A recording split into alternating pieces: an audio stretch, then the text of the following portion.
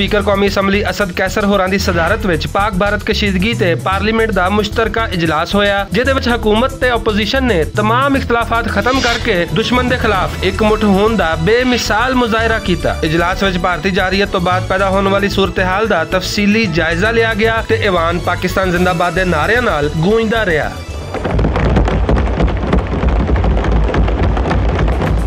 वज़ीर-ए-आज़म पाकिस्तान ने पॉलिसी बयान देंदिया होया आख्या कि पाकिस्तान अमन चाहता है ते खित्ते दी गुरबत दूर करने लई अमन बहुत जरूरी है, पर साडी इस ख्वाहिश नूं साडी कमजोरी ना समझा जाए। मैं आज सबके सामने ये कहना चाहता हूँ कि देखिए, पाकिस्तान अमन चाहता है।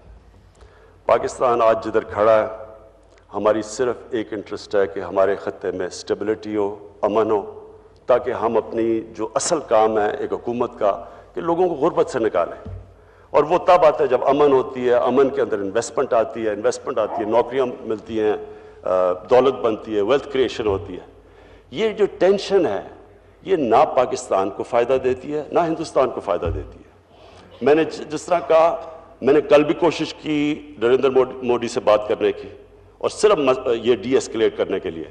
हमने ये भी कोशिश की है कि बाकी अपने दोस्तों को भी, मैं शाम को मेरी बात हो रही है तुर्की के प्रेसिडेंट से भी, हम उनको भी कहेंगे कि इसमें करवाएं। लेकिन इसको, ये जो हम कोशिश कर रहे हैं डी एस्केलेशन की, इसको एक कमज़ोरी ना समझा जाए। ये कमज़ोरी नहीं है।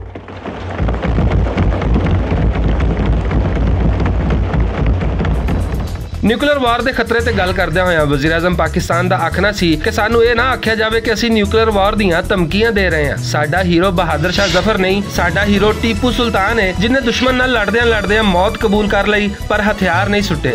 ये भी मैं सुनता रहता हूँ कि इंडियन पॉलिटिशियन जी न्यूक्लियर ब्लैकमेल कर रहा है पाकिस्तान। मुझे इसकी कोई समझ नहीं आ रही है, क्या मतलब न्यूक्लियर ब्लैकमेल कर रहा है?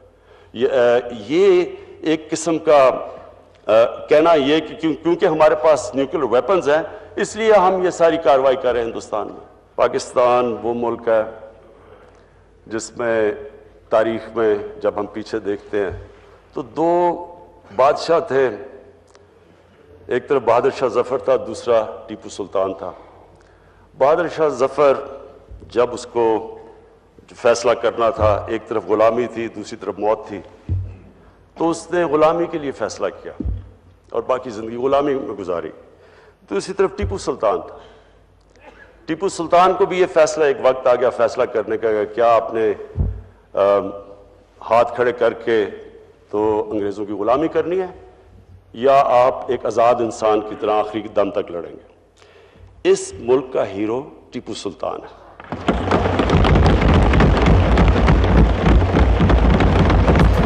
ओपोजिशन लीडर शहबाज शरीफ होरां ने भी इस मौके ते पाकिस्तान दी मुसल्लह अफवाज वल्लों दुश्मन नूं मुंह तोड़ जवाब देने दी तारीफ की। हमारी बहादुर मुसल्लह अफवाज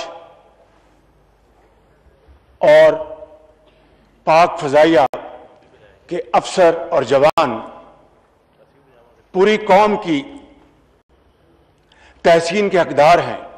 जिस जुर्रत और बहादुरी का मुजाहरा किया गया,